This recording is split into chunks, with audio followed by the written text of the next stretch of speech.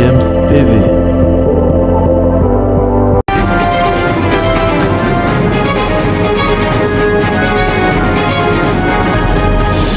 Bonjour et bienvenue sur GFM TV, vous êtes sur Sport Matin. Sport Matin de ce jour, on va parler de plusieurs sujets qui consistent à élever ou encore à savoir plus sur le football africain. Et commençons tout de suite et maintenant par la Coupe d'Afrique des Nations des moins de 20 ans qui aura donc lieu du 19 février au 11 mars prochain du côté de l'Égypte.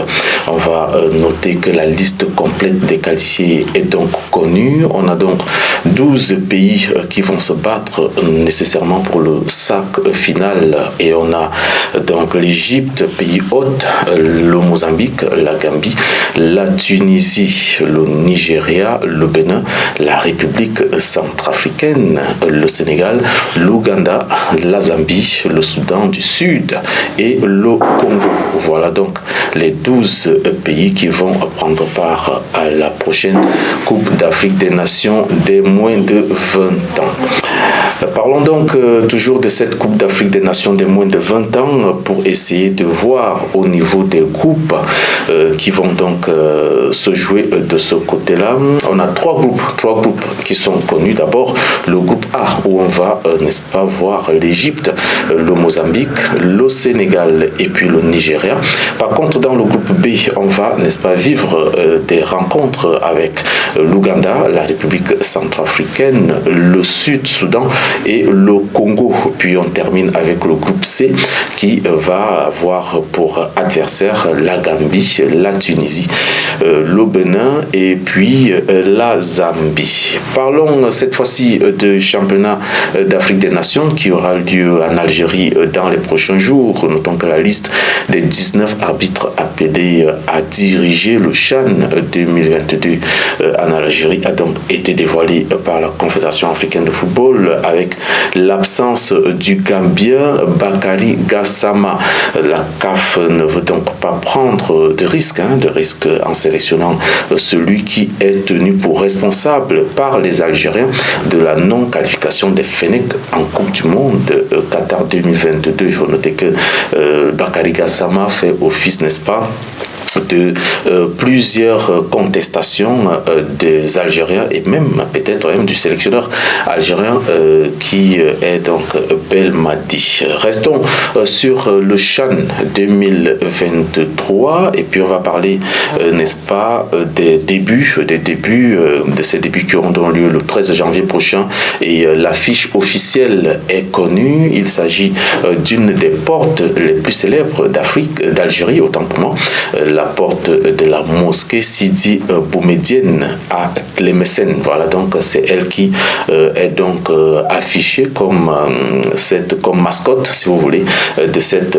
compétition. Et puis on peut aussi admirer les sites qui vont accueillir cet événement, notamment les stades décorés aux couleurs de la Confédération africaine de football et aux couleurs du logo du CHAN. Il y a également le comité local d'organisation d'Algérie qui veut donc ici démontrer que tout est fait prêt pour accueillir les délégations et que la fête sera belle avec promission de détrôner le Maroc qui est donc tenant du titre et qui sera bel et bien présent non pas avec l'équipe A locale mais avec l'équipe des U23.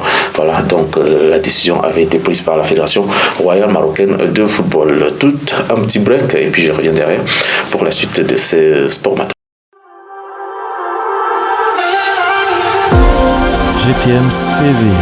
Voilà, on est donc de retour sur le plateau de Sport Matin, GFM TV, votre chaîne qui vous livre toutes les informations sportives en temps réel et en temps opportun. On continue avec le Cameroun qui envisage donc de ne pas prendre part au championnat d'Afrique des Nations qui aura lieu en Algérie en janvier prochain, logé donc dans le groupe E avec le Congo, le Niger, les Lions indomptables du Cameroun locaux pourraient donc jeter l'éponge à croire certaines sources.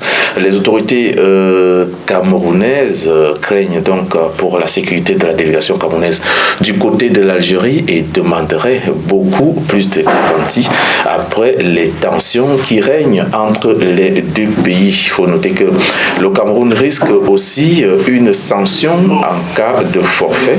La fédération va donc payer une amende de $5 000 et n'est-ce pas, la sélection pourra être exclue pour la prochaine édition du championnat d'Afrique des Nations.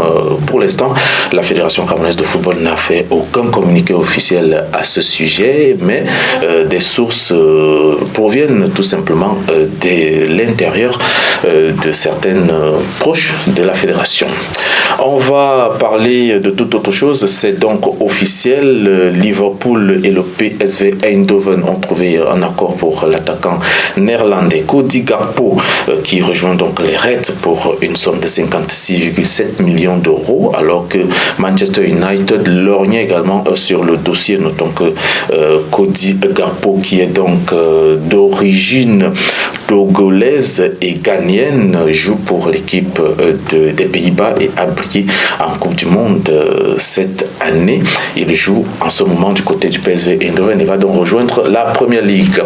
Selon le média américain CBS, l'attaquant portugais Cristiano Ronaldo serait donc proche de trouver un accord avec le club saoudien Al Nassr sur une base de 75 millions d'euros par saison. On n'est pas encore sur le dossier concrètement dit, mais il y a des rumeurs qui courent de part et d'autre, notamment ce média américain CBS qui est un tout petit peu, qui lorgne autour de ce dossier concernant Cristiano Ronaldo, qui cherche absolument une chute. Vous savez, il est sans club depuis quelques mois aujourd'hui. Et puis on va terminer avec le champion du monde français Blaise Matuidi, qui a donc décidé de mettre un terme à sa carrière. Blaise Matuidi a remporté la Coupe du Monde 2018 avec les Bleus et a joué pour l'équipe de l'Stade Troyes en France. Il a également joué pour l'AS Saint-Étienne. Il a fait ses classes au Paris Saint-Germain avant de rejoindre la Juventus de Turin et puis l'Inter Miami du côté des États-Unis d'Amérique. C'est terminé donc pour Sport Matin. On se retrouve pour la prochaine édition très prochainement avec de nouvelles informations toujours sur TFM TV. Portez-vous bien.